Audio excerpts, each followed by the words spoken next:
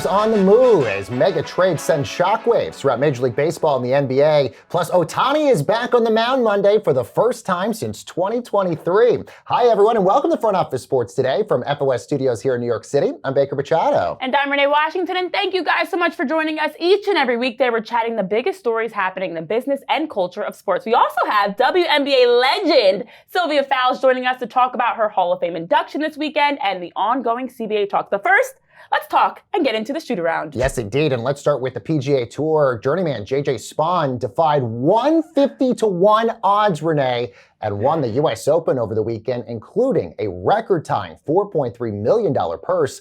That's the most money ever offered at one of golf's 4 major championships. And also, interestingly, nearly a quarter of what his career earnings were coming into the tournament. I mean, by the way, he almost didn't win this. This almost went into overtime at the end of the day. But what a wild story here. It is wild when you also sprinkle in the fact it's the $21.5 million purse. That's the same as last year. And we had the first time J.J. Spaun wins it, as you mentioned, his biggest paycheck, but also he hasn't won anything in terms of major tournaments. This is a guy that has had 1 victory in his 235 previous starts. He had 2 lost tour cards, and this isn't someone that was actively competing for any sort of tour championship. But that 1 hour, 36-minute rain delay helped him tremendously to kind of reset the ship and allowed him to be able to take over that top spot. And it's fantastic to see him get this win. And also, at one point, the winner's purse back in 1962, Jack Nicklaus, was $17,500 out of a total $73,800. So a massive boost when you look at the purse over the years, maybe not in comparison to last year. And just really quickly, just according to the sport books, that 150-1 odds, if you put $100 on him going into it, you would have come out $15,000 richer because of this. Elsewhere, the NBA Finals aren't even over yet as we await Game 5 tonight. And the ratings obviously have struggled a bit, but the NBA offseason already fully ablaze as the Memphis Grizzlies traded star Desmond Bane to Orlando for 2 players and 4 first-round picks.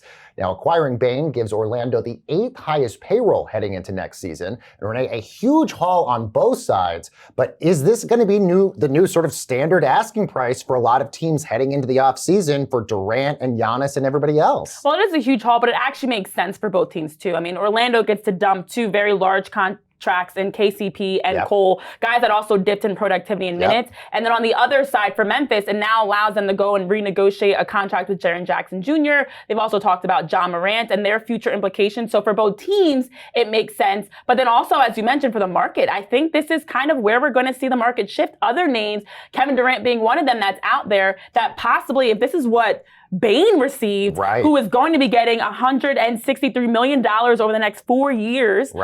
What is Kevin Durant going to get? It just leads to more questions of what this offseason is really going to look like. Yeah, we're going to get to that a little bit later on the show with our Alex Schiffer, who's going to break down what Durant's market could even look like. And after almost 2 years of waiting, Shohei Ohtani finally takes the mound tonight in his first start for the Dodgers, and also his first start since 2023 when he played for the Angels. Ohtani will only pitch 1 inning against the Padres in his debut. Elsewhere, Phillies ace Zach Wheeler, baseball's highest paid pitcher, who is in the middle of his $126 million deal. He tells The Athletic, Renee, he plans to retire when that contract is up in 2027. So what do you think is the bigger news here? I'm putting my Phillies fan base aside because obviously as a fan of the Phillies, this is painful. He just signed that extension last March in 2024, which guaranteed him as the highest extension we've seen with that $42 million AAV. And he's also pitching like a Cy Young favorite, top in whip, top with a 2.85 ERA. And he's been tremendous. And now he's talking about regardless of what happens, off of the heels of the birth of his 4th child earlier this month, he's done in 2027. But Shohei Ohtani as an opener tonight, when we weren't expecting to see him until after All-Star break, that is absolutely the bigger news for baseball, but for me, it's Zach Wheeler. Yeah, now Ohtani's return to the mound comes at a good time for the Dodgers as NL West rival San Francisco pulled off a stunning trade over the weekend, acquiring Red Sox star Rafael Devers. So let's get into this in our main event. And let's bring in the reporter who broke the scoop of this trade, Robert Murray, MLB insider over at Fansided. Robert, congratulations on a big scoop. Tell us how this all came about. Yeah, it was not something that was on my radar, and I appreciate it, by the way. But it happened very quickly. The two sides have been talking for quite a while, and the Giants needed a bat. Buster Posey made that very clear when he was talking to the media yesterday. They had been surveying the market. They were looking at a few different options, but Devers is the most appealing. he was a game-changing option for them. And when it became clear that they could actually get him and not have to give up like a ton of value, that was an opportunity where the Giants had to do it. They struck.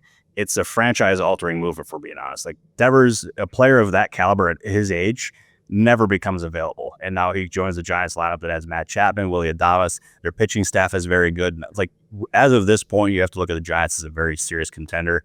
It's a great move overall by them. It is, and it's surprising because we just saw the news of Devers signing his 10-year, $313.5 million extension just 2 years ago, making him the face of the franchise at that time. And it's led to some questions as to how did we get here? Was it Alex Bregman coming in, him moving to DH and not being interested in moving to DH, or lack of interest in playing even first base when needed? You know, what led to this move ultimately happening, in your opinion, from what you've been hearing? I think it's all of the above. And Devers was adamant about playing third base predominantly. Like, that was the position that he wanted to play and that the Red Sox promised him he would play when he signed that big extension. And obviously they have a different leader now. That Craig Breslow is there instead of Chaim Bloom. So different voice atop the front office, which means different direction for the franchise. And they wanted him to move off of third base. They wanted him to move to first base. They wanted him to move to some different positions. And it really upset him. And we even saw him speak out to the media pretty recently about his displeasure with that. And it forced the team owner, John Henry, to fly to join the team and talk to Devers and try to talk him off the ledge. And I don't think it necessarily prompted a trade demand, but it was clear that the relationship was at a point where they couldn't really salvage it. And the fact that they ended up making this trade and even doing it so far in advance of the trade deadline is so unprecedented. It's got everyone in baseball kind of honestly calling this a Luka Dončić trade of baseball, which obviously, you know, the magnitude of that one. I mean, it's a huge trade, and no one in baseball saw this coming. I legitimately thought I got duped when I got tipped off on this. It took me five different people to feel really good enough to tweet it, and I was 100% sure. But even after all the confirmations were not coming, after about 10 minutes, started to panic. But obviously, it was right, and it changed baseball. Yeah, and I think the Luka, the analogy is kind of apropos because a lot of Red Sox fans are saying, look, like the Mavericks, we don't think we maybe got the best haul for this guy given how good he is. Do you agree with that? And where do the Red Sox sort of go next? I absolutely agree with that. And I know there's a bunch of team executives around the league that are praising the return for the Red Sox, but you have a franchise talent in Rafael Devers, and obviously it did not work out. He was obviously very displeased about them asking him to change position as much as they were asking him to do so. But you make it work with a player like that because you need elite players to win. And moving on from Devers, it does not make you better in the short term. Maybe it gives you financial flexibility to go out and get Kyle Tucker in the offseason. But they got Jordan Hicks, who's going to factor into the bullpen. They have Kyle Harrison, who's now in AAA. They have two other prospects in the minors that are in lottery tickets because you never really know what prospects are going to be. I would not have done that trade if I was a Red Sox. I would have found a way to make it work somehow. And even you don't know how long Alex Bregman is going to be there as well. So that's another factor into this thing as well. So I wouldn't have done it. I know there's other people around baseball who disagree with me, but when you have a talent like that, and you've also had a guy like Manny Ramirez for that franchise, who is not the easiest guy to work with, but you made it work and your franchise benefited from it. So again, I wouldn't have done it, but again, I don't run the Red Sox. Well, definitely not the first time the Red Sox have been involved with a controversial trade with the NL West. We saw the Mookie Betts. We also saw the NL East in the Chris Sale trade, and now add Rafael Devers to that list. Robert, thank you so very much for joining us, and congratulations on a great scoop. Robert Murray, MLB insider of Fansided, joining us. Robert, thanks. I appreciate it, guys. Thank you. And don't go anywhere, guys. Coming up next on Front Office Sports Today, fresh off her induction into the Hall of Fame, Sylvia Fowles from the WNBA is going to be joining us to talk about the future of the W and so much more. That's coming up next on Front Office Sports Today, right after this quick break.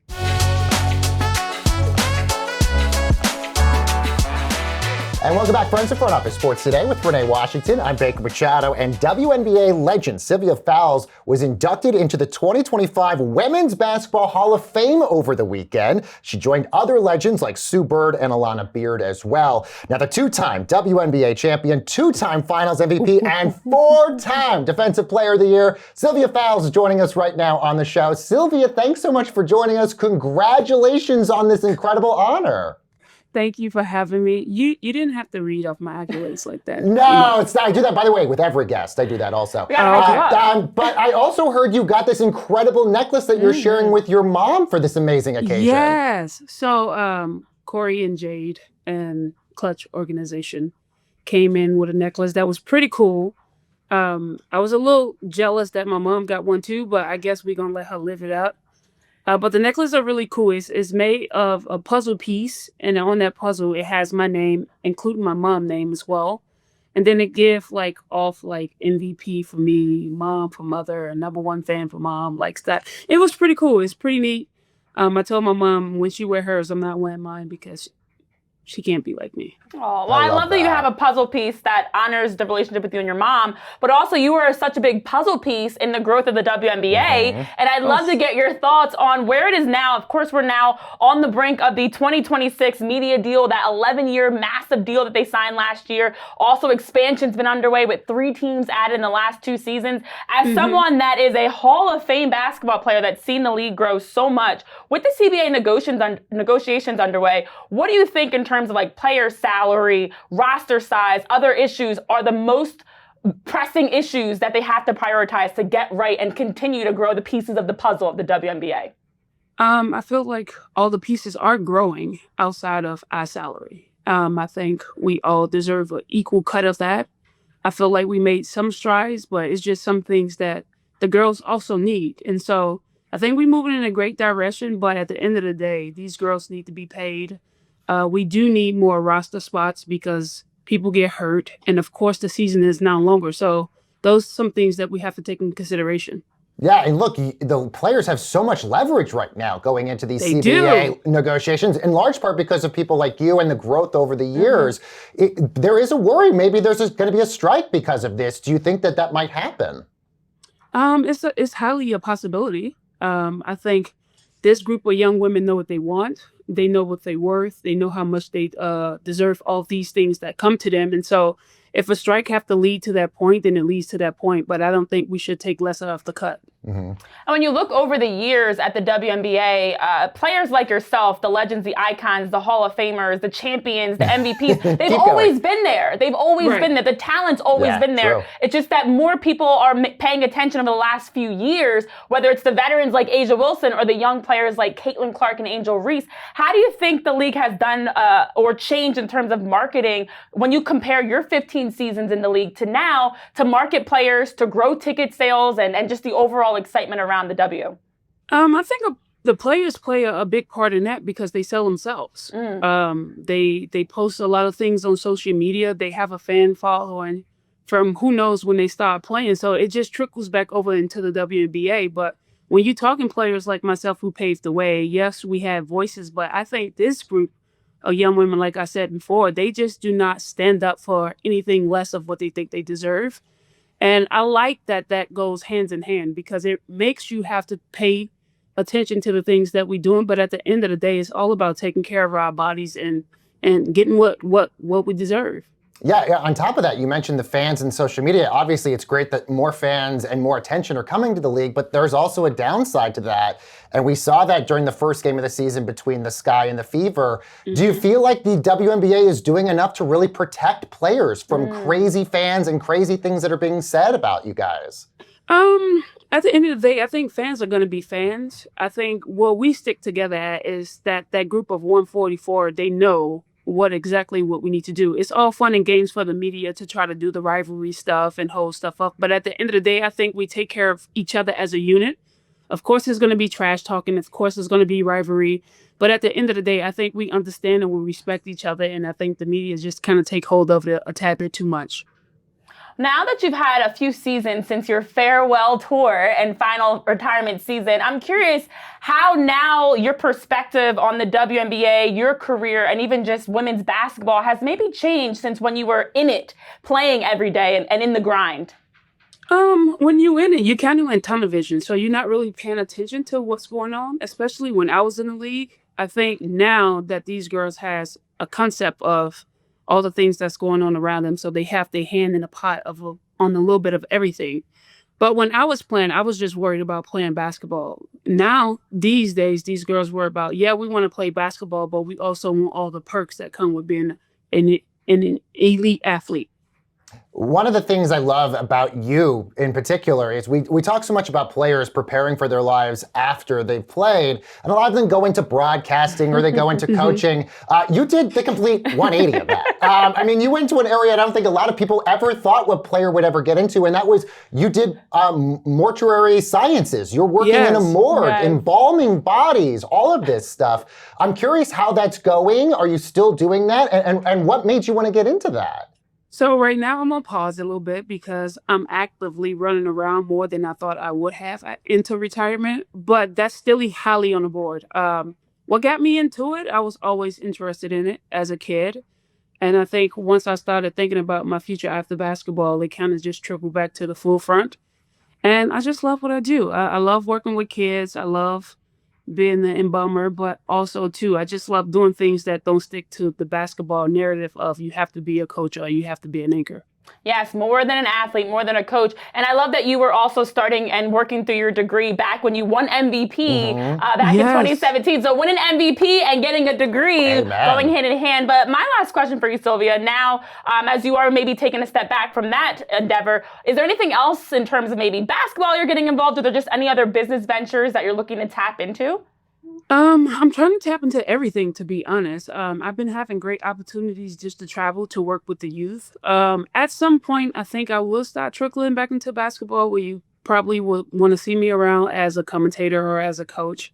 I think those feelings are now starting to come back, but I want to do a little bit of everything. I don't want to be limited in the box. Wow. Come then. I'm liking that. Amazing. Sylvia, thank you so much for joining us. Congratulations on all your success and being inducted into the Hall of Fame. Hall of Fame inductee Sylvia Fowles joining us here on Front Office Sports today. And coming up next, everyone, we're diving into the NBA offseason already. Next, right after this.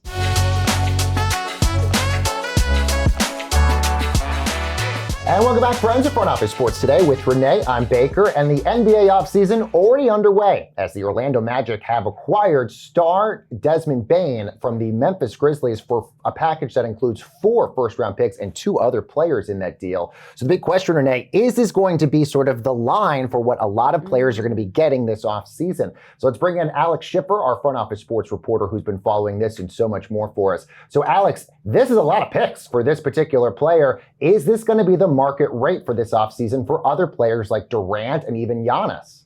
Yeah, props to the person who had Desmond Bane to Orlando for 4 first-round picks on their bingo card for this NBA offseason. You know, it's funny. I think that this could be the highest thing we get unless Giannis asks out, because Kevin Durant's been incredible, his entire career. He hasn't shown any signs of slowing down.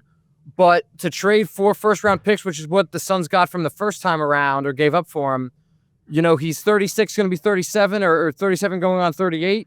He's going to be really expensive. I think it's tough and he has a history of asking out, obviously, and being nomadic. So I think it's tough to see this kind of return for Kevin Durant, even though on paper it might be justifiable outside of the age. I think Giannis and maybe Ja Morant, if Memphis is really going to tear this all down, are some guys who could command a return like that. But I don't think Kevin Durant's going to be the one who gets that kind of package back for him. Yeah, Bane is owed $163 million over the next 4 seasons. And we're also talking about the draft capital that was included in that deal. It does make you wonder around Kevin Durant, as Shams reported on Saturday, the 3 teams for the Rockets, Spurs, and Heat as the 3 teams that he would want to go to. 3 teams in states that do not have to deal with state income tax.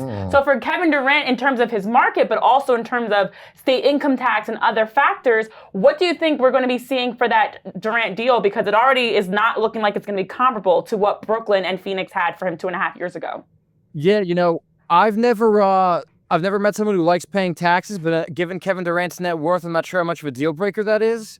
You know, Houston is very interesting to me because Houston has control of the Suns' picks, right? Just like the Nets got control of their own destiny back in that trade last year with the Rockets, the Suns have that ability as well, and there is some history there with Ime Udoka, Royale Ivey, Texas Longhorns legend, who is the godfather. Kevin Durant's the godfather of his kid, and they played together in OKC. I think there's a lot to like about what the Rockets can offer compared to those other two teams.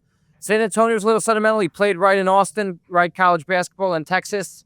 They're right by each other, and he's been the Miami Heat's white whale with all the times they've missed out on him. So I think the Rockets still have the most to benefit from a Kevin Durant trade because there's the relationships there. They're built to win right now, and the Suns can get their picks back and tank for a bit. All right, you mentioned Ja Morant maybe could be one person that the Grizzlies also ship off this offseason. But if you look at this deal with Orlando, they have a first-round pick in 2025, 26, 28, 29, and 30. Is this sort of the OKC model that you're going to see a lot of other teams now try to implement? Interesting. I think so. I think a lot of teams in the Eastern Conference right now are looking around at the Celtics being out of commission for next season because of Jason Tatum's Achilles, basically, and the moves they have to make to keep their payroll down. And I think a lot of teams are saying, we should go for this right now. This should be our shot. So I think teams with that kind of capital are going to make that offer, especially in the East, because they have a window that's opened up for them right now, and they're going to jump into it. Very interesting. Yeah, very interesting, indeed. The NBA offseason already starting during the NBA Finals. Of course, the KD deal expected very soon, too. So exactly. We'll see. Our Alex Schiffer, thank you so much, Alex, for that. And let's see, guys, what's bubbling over at the FOS water cooler.